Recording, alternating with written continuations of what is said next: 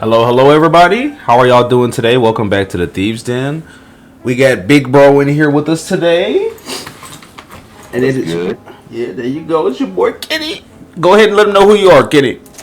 Hey, yo, I am Kenny, aka also known as Mr. TKD Kenny himself. That's TKD Kenny on YouTube, TKD underscore Kenny on Instagram, man. And I'm glad to be here with my boy Joker. Yes, sir. Yes, sir. And as you already know, it's your boy Joker. You already know the face. You already know what time it is. We're back again. I don't know what I want to call this series, y'all, but it has to do with anime. I think Anime Mythbusters is kind of weird. That might be what we stick with, but we'll figure it out. We'll figure it out. Today, we got a video for y'all, and as you guys know, I mean, you guys hear my opinions on this mostly all the time, so that's why we get guests here and there. That way we get somebody else's opinion.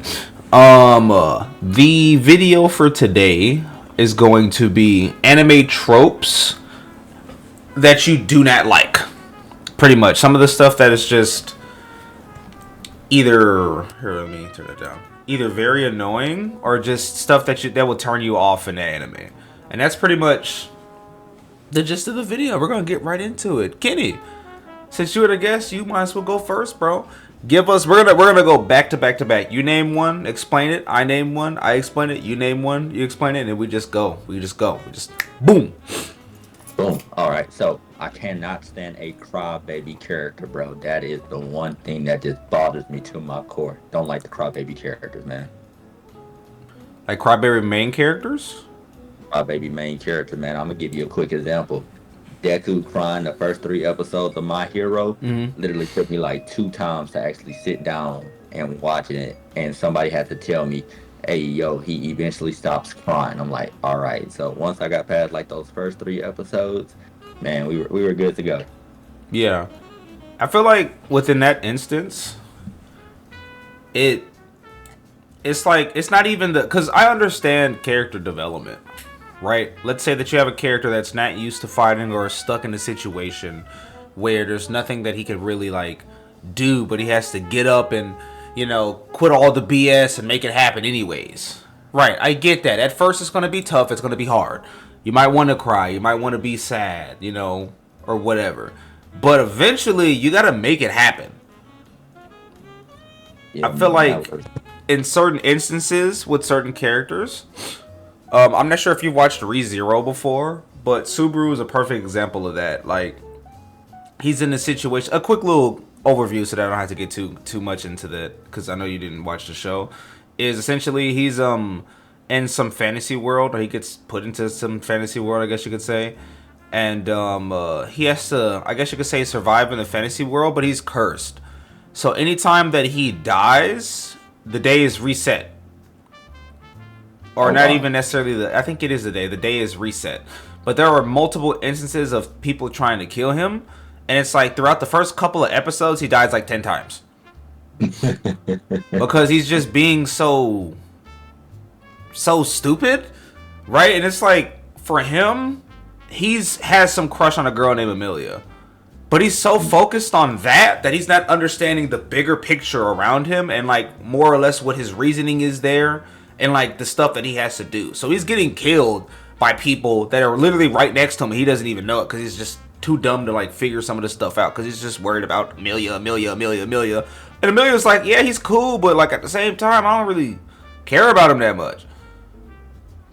Yeah, I can understand that. Yeah, that would bother. That would probably bother my soul because it's like, bro, it's kind of like one of those things where you just sit there like, bro, you know better. Like, come on now.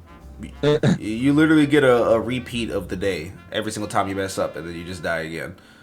I think that one of my pet peeves for anime characters is the female character that has a lot of promise, right? So like you have a female character that's really cool. It's a fighting show, right? A shonen show. And let's say her name is Marissa. Marissa is really cool season 1. She handles business. She's pretty. She makes it happen, right? But then season 2, she's a damsel in distress because the main character has to come save her every single time. Perfect example, Asuna from Sword Art Online. Asuna, very cool throughout the first season. She was handling business. She was beating people up. She looked pretty nice. She doesn't have to be the strongest character, right? But she has to be a character that could do something. And then Next season, she's just Kirito. Please save me. I'm always in trouble. I thought you were. What happened? You know what I mean? Man, that actually was pretty wild because it was just like you watch them like you said, you watch them work her character development up, and then it's just like, yo, y'all were like hand in hand throughout the whole thing, and then all of a sudden it's just like I can't do for myself, and just like, wait, how can't you? You've been hanging out. You're technically married in game to this guy. Like, how can't you do what you were doing while you were with him? Like, how Right. did where did the switch come in? And so yeah, I can totally understand that one. I feel like I see that with a bunch of characters, and it's like, in some battle shonen, I kind of wish that some of the female characters were written a little bit better, because it's like, some of the girls, I get it. You want the main character, which is usually the guy, to be the savior of the day. Okay, that's cool, right? I get that, but like, having good side characters makes an anime go from decent to like good or great. You know what I mean? And to have some of these female characters that, of course, are supposed to look nice, they're supposed to be beautiful, that they're women. You know what I mean? Mm-hmm. But to be powerful and beautiful is, I think, a better attraction in itself that a lot of series kind of like just miss out on for some reason. Yeah, it's a stroke, and that's actually about to go to another pet peeve of mine. To be totally honest with you, man, I hate when you have side characters that could really be fundamental to the way that you story build. Mm-hmm. Of course, my goat of all time is gonna be Dragon Ball Z. Anything Dragon Ball, I'm gonna support it. I'm gonna love it. It could be the worst thing ever, even though we talking about it. But I felt like it was so many different characters in Dragon Ball that could have been used, to further along the story to make the stories make a lot more sense. For instance, like Goku Black, Mm-hmm. you could have used Goten in the Goku Black, and made a storyline about in an alternate universe, Goten, resenting his dad for, not being around as much as he was kind of around with like Gohan. We watched Goku in that, during the Cell games train Gohan to go on Super Saiyan, but when Goten comes around, Goku's dead. So Mm-hmm. but instead they just leave, kind of leave Goten and Trunks like they're still little kids. They get a little bit of play here, but they use future Trunks, in Super more than they use, kid Trunks, more than they use Goten. So, and that's the one thing, and I'll go ahead and say it. That's literally the one thing I can actually say that after watching Naruto, I actually do give Naruto over Dragon Ball Z. I love the way, Naruto actually uses pretty much as many characters as possible. So it just doesn't have that focus on like just the main character all the time, because that can Mm-hmm. get really boring after a while. It definitely can, especially when you have created some very interesting side characters, right? So you talk about Naruto, you see the entire Chunin exams arc. It introduces so many characters that are like, well, who are these guys? You see the Rock Lees, you see the Nejis. I mean, obviously you've seen Shikamaru and them before because they were in the same class, but it's like you start seeing these side characters and then you get interested in them. You see Naruto and Sakura and Sasuke and Kakashi on the screen all the time. So it's like we know they're gonna get screen time. They're the main characters. They're gonna get screen time. Same thing with like Dragon Ball. We're gonna see Goku. He's everywhere. You know what I mean? But the loss of the it. I don't know how to like say it. I don't know. I don't want to say laziness or what, because it could be more or less the fans like, oh well, we just want to continuously see Goku beat up everything. But it's like Goku's been beating up stuff since the '80s. You know what I mean? Like Yeah. what was supposed to happen is in the 2000s. It was supposed to be Gohan's turn. Gohan was supposed to be the one beating stuff up. Goku retires, and then guess what? In the 2010s and or the 2020s, coming up to where we are now, it's supposed to be Goten's turn. That's what it should have happened, in my opinion. You just have Goku beating up crap for 40 years, which I mean is cool, I guess.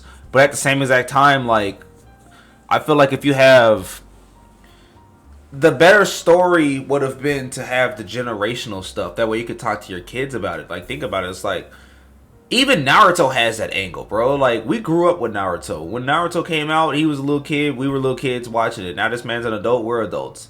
So it's like, if some of us have kids, like I know some friends that have kids, they're watching Boruto. And it's like, you could have that kind of father, like, child kind of like conversation. Like, dang, you're watching Boruto. That's y'all's hero. But like, shoot, when I was younger, we were watching Naruto type stuff. You know what I mean? It's that sort of dynamic. It could have been like that. It could be like, oh well, shoot, now we have kids, and you know they were looking at Goten like, oh, he's really cool. And it's like, dang, well, you know, let me tell you about how cool his dad was. You know, you could have that kind of like generational stuff. That would have been kind of nice in my opinion, but who knows? Yeah, that's the, like I said, the whole thing, man. Like that's a big trope for me, man. Not using your character the way you're supposed to use your character. And like I said, man, and then the crazy part about it is, what, like, I know I keep getting on Dragon Ball Z, but like I said, that's my Klingon right there. But the thing about it is you always hear how half Saiyans, half humans are supposed to be stronger than full-blooded Saiyans. So Trunks and Goten are both half breeds. Gohan is also a half breed. So it's one of those things where it's like, well, show me how strong they're supposed to get. You know, we know that they went Super Saiyan at a, you know, younger ages, but it's just like, okay, well, they went Super Saiyan. Okay, and then we kind of get Gotenks, but it is like, okay, well, we get Gotenks. But then after that, you know, Gotenks goes Super Saiyan 3, but we don't get nothing further than that, which is, like I said, just waste the characters, really. So that is definitely a good pet peeve that I definitely share with you. Another pet peeve that I have, because I really like good storytelling, and usually when you find a story with a hero, there has to be a villain. My pet peeve is when there are villains that just are evil just to be evil, because I feel like depending on certain villains, there are villains that like you can actually look at the story and kind of make sense of what the villain's talking about at certain times. So like we've used Naruto as an example already. When you look at something like, let's say, Obito and all this stuff, right? You're sitting back and they're all like, okay, well, what we're trying to do is put a genjutsu on the world so that it takes away wars and takes away all of this bad stuff, which theoretically doesn't sound bad, right? I mean, there's going to be no more wars, there's going to be no more bad stuff, but you're going to be in an infinite genjutsu for the rest of your life, which is where it's like you get the dilemma of, okay, but you're kind of still taking control of people's lives, so we can't do that. And there was something like this, a spoiler warning, I guess, for the people that haven't finished the Persona 5 game, but in Persona 5 Royal, the dude Maruki, I mean, essentially he was doing the same thing as they were doing in Naruto. He was using his persona to create a cognition of the world where everybody got essentially what they want. You know what I mean? Like people, some certain characters in the show who's Makoto, her dad had died. In this world, her dad was back was back again. Same thing with Haru. Her father had passed, and her dad was now back. And then you have Ryuji, who's the track team had been disbanded. The track team was back. Like everything was back to normal. Futaba's mom was alive, and it was like these characters were living in this world, and everything was good. So it's like Maruki wasn't a bad person. Also, rest in peace to the voice actor. We love you. You will be missed. But it's like as the main character, you're in this dilemma of it's human to like to go through trials and tribulations. That's what makes you human. You know what I mean? So like if you're in a world where everything is just given to you, are you actually a human? Like are you actually living the life as a human? You're kind of like just in this simulation where you're going to get everything just because that's what it is. You know what I'm saying? But like, is that really good? Is that really like, and they give you the option in the game to like, you can either live in the world and the game will end, right? And that's just how it is, or you can fight back. And it's like, I fought back, but it's like, it's just it's a tough thing because you're literally like beating the hell out of Maruki. Like y'all are going fist to fist, but it's like, this isn't a bad guy. You know what I mean? In fact, he sacrificed everything that he could. He's the only one in the world, Kenny, that didn't get what he wanted. Because he had his fiance was bedridden. Because there was a break-in that happened at their house, and it left her kind of like shocked, like I guess you could say kind of brain dead. I don't know exactly like what the correct terms for that is, but she was hospitalized and couldn't like remember or barely even talk. And then in this world, when he uses it, she's back to, knowing what's going on, like back to life. She could talk and stuff, but she doesn't remember who he is. So like the one reason why he did all of this stuff was for his fiance Rumi, and Rumi doesn't even remember who he is. So he let Rumi pretty much go live her life without. He takes the biggest L. You know what I'm saying? He did this for his fiance, and now his fiance doesn't. Now everybody gets what they want, but at the cost that his fiance doesn't remember who he is. That's tough. But in my opinion, that's a good villain because I don't even really see him as a villain. He just wanted the best for everybody, but he just happens to be an antagonist. You know what I mean? I can definitely see that. I think that's better. I think you got to be really good at story writing to do that, though. Because you have other villains where it's like... And since we were talking about Dragon Ball Z, I don't think that there's really... I mean, obviously there's really cool villains, but there's not really villains that have a backstory that makes sense. Most of them are evil just because they were evil. That's it.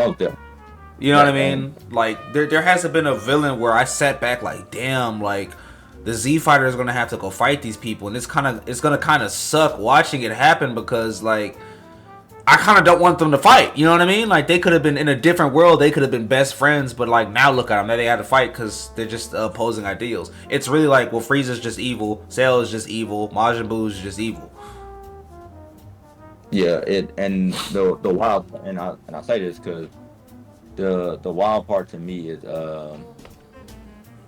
is when you come down to like maybe even in GT, that the baby saga, it was something different. It was just like it could have been so much more because within that saga, you gave us Super Saiyan 4.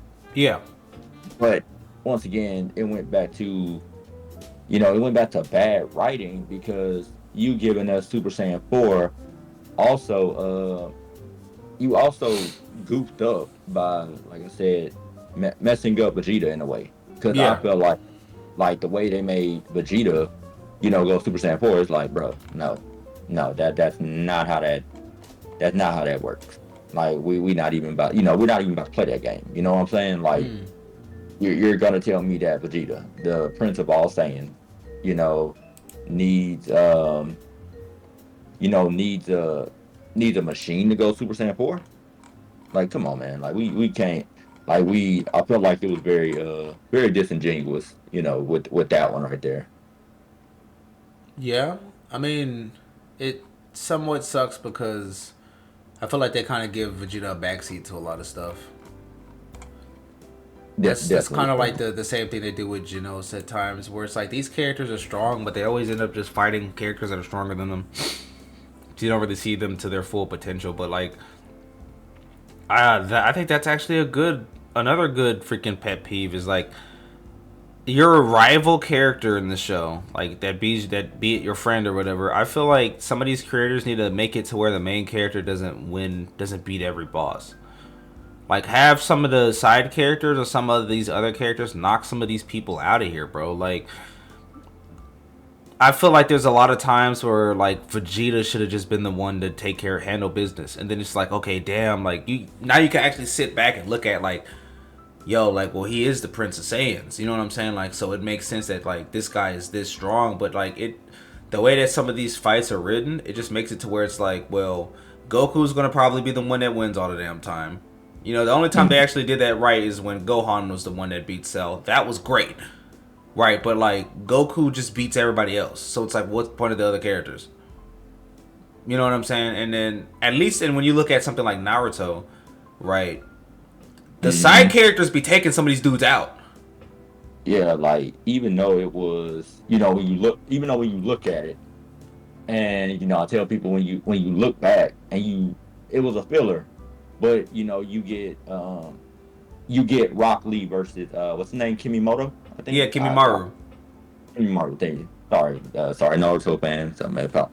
I feel like that was actually, even though it was non-canon, that was probably one of the best fights Oh no, that that was I saw canon. on. It was canon. Yeah, all of that's canon. Somebody told me the other day it wasn't canon, but okay, good to know. They're Then tweaking out. yeah, not gonna say top five, but that fight in itself is probably top 10 in my honest opinion. That's probably one of the top 10 fights in that Naruto Mm. series. Right? Because we get to see not just the fact, but more so just the fact that he's a side character, but they put a storyline behind Rock Lee to make this really just pop out to you, you know, and like Mm-hmm. a lot of people, if you watch it, you know that low key, Rock Lee got a couple of dubs people don't want to talk about. He low key gave Sasuke that work in that hallway, but you know, He high key gave Sasuke the work in the hallway. He gave yeah, Naruto the work too. He gave them both the work. he gave both the word, made him trip. If Mike God wouldn't have came around that corner, it was like Lee save it for the save it for the thing. Yeah, he was taking their ass out. It was about to get real tough. Some furniture moving was about to happen, and my boy ain't got no ninjutsu. But man, I found it really cool that they was able to give Rock Lee that story. Man, Mm-hmm. that was, in my opinion, that was, like I said, that was great. You know, and I mean, like I said, I can't do nothing but give these people they props when they did that. But yeah, Dragon Ball Z is definitely lacking. Like I said, it was so many different characters that they could have gave a backstory to. They didn't, you know. Mm-hmm. Like for instance, Goku fighting Pycon. All we know is we got this big, strong green dude that low key looked like Piccolo, but we don't know where Pycon even came from. We just know he dead. We don't know how he died. None of that. He just dead. You know what I'm saying? And it's just like, Mm-hmm. wow, I want to know some more about Pycon. It's like, we don't have nothing to give you. We just know he's gonna be strong. He's gonna have a really cool, strong attack on whatnot, and that's just kind of what it's gonna be, my boy. I don't know what to tell you about that one. Like, God, dog. Like Yeah, that's it. that's unfortunate. But I mean, shoot, it that's anime, bro. There's gonna be times where you're gonna see some characters that you kind of wish were a little bit more prevalent in the stories. They get backseated. There's gonna be times where you see the villains that are just gonna be there just to have an evil presence so that the main character can fight it, which I think is somewhat corny. But I mean, at the same time, I understand it. You know, you gotta have that for the story to progress. Hmm. I just feel like the story will be better if you have a well written villain. That way, that you can actually like the villain and have like more of the stuff. I mean, Hmm. but it is what it is. You know what I'm saying? But on that note, I think that that's probably a good place to stop for the first video because y'all already know we finna come back to y'all with another one. That's going to Well, be well. I mean, I'll keep it a secret. Y'all see it when y'all see it on the stuff. You know what I mean? But can't be dropping out gems, my boy. that was maybe even part one of our grievances because these could be parted series where we can do more. You know what I'm saying? Get the same people, get more people. You know what I mean? To have a little bit more grievances and give us a different perspective of how we see some of these instances. But I want to thank Kenny for being here and helping your boy out, showing the support. You know, giving his knowledge on the situation because that's always welcomed. Oh man, appreciate you for having me, man. And anytime I get to talk about anime from a OG perspective, man, I Mm-hmm. love to do it. But I think us OG people and us us new people need to come through and have more of these conversations and sit down and actually talk, man. Mm-hmm. And I feel like we'll figure out that we're more alike than we are different. Yeah, I believe that as well. I mean, just grew up in different times. You know what I mean? I feel like we're at least more of the people where like I've been watching anime since like 20 plus years, bro. You know, it's a lot more popular now, but like, you know, there's some stuff that we done seen. You know what I mean? And that's just what it is. But at the same exact time, you know, we all love anime, so we should all be here. But that's pretty much it for that one. Joker signing out. We will see you guys in the next video.